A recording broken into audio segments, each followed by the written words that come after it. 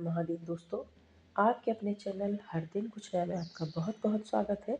आज की वीडियो में हम चलेंगे रवि प्रदोष व्रत कथा। तो चलिए कथा का श्रवण करते हैं। हर महीने की त्रयोदशी तिथि को प्रदोष व्रत किया जाता है और रविवार के दिन यदि प्रदोष पड़ता है तो उसे रवि प्रदोष कहा जाता है। इस व्रत को करने से व्यक्ति पर भगवान शिव की विशेष कृपा प्राप्त होती है, साथ ही उसकी सारी मनोकामनाएं पूर्ण होती हैं। इस दिन व्रत के साथ साथ कथा का श्रवण करना, उनका स्मरण करना बेहद ही सुफलदायी होता है। तो चलिए कथा का श्रवण करते हैं। श्री सूत जी कहते हैं, हे विद्वानों और शिव भक्तों, आप सभी भगवान शिव के परम भक्त हैं। आपकी भक्ति को देखकर मैं आज एक व्रती ब्राह्मण की कथा कहता हूँ, जिसे सुनना और इसका स्मरण करना हर भक्त के लिए कल्याणकारी होता है। एक समय की बात है, एक गांव में अत्यंत निर्धन ब्राह्मण परिवार निवास करता था। उस ब्राह्मण की पत्नी अत्यंत धार्मिक और साध्वी थी, जो श्रद्धापूर्वक नियमित रूप से प्रदोष व्रत किया करती थी।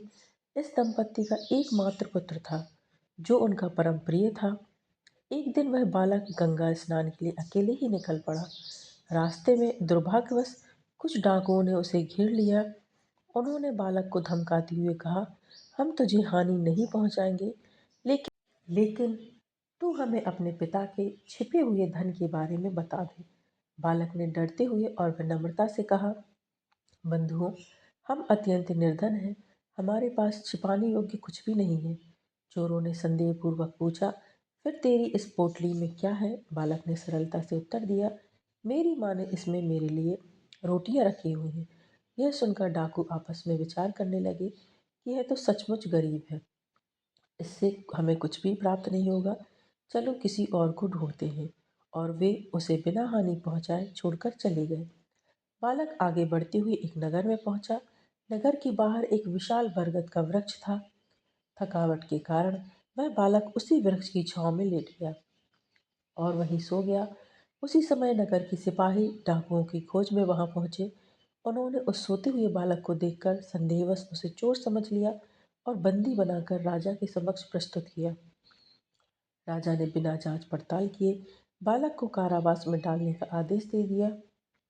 इधर उसी रात बालक की मां ने प्रदोष का व्रत किया और भगवान शिव की भक्ति में लीन रहने लगी।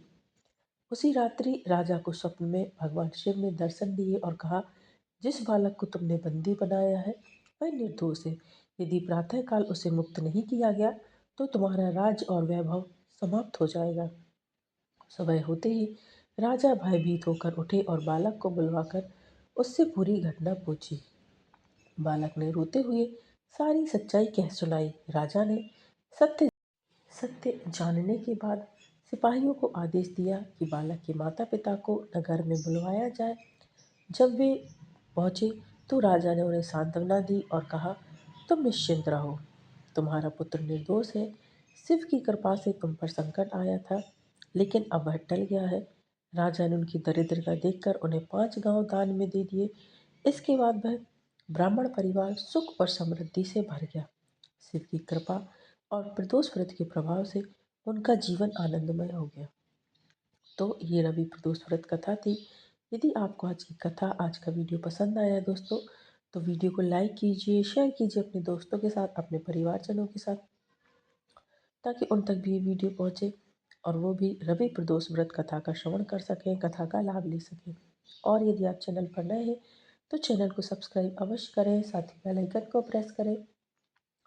इससे ये होगा कि मैं कोई भी वीडियो अपलोड करूँगी तो इसकी नोटिफिकेशन सबसे पहले आपके पास पहुँच जाएगी। आगामी व्रतों एवं त्योहारों की जानकारी के लिए चैनल पर बने रहें। मिलते हैं नेक्स्ट वीडियो में दोस्तों। हर हर महादेव, श्रीमन नारायण, जय माँ लक्ष्मी।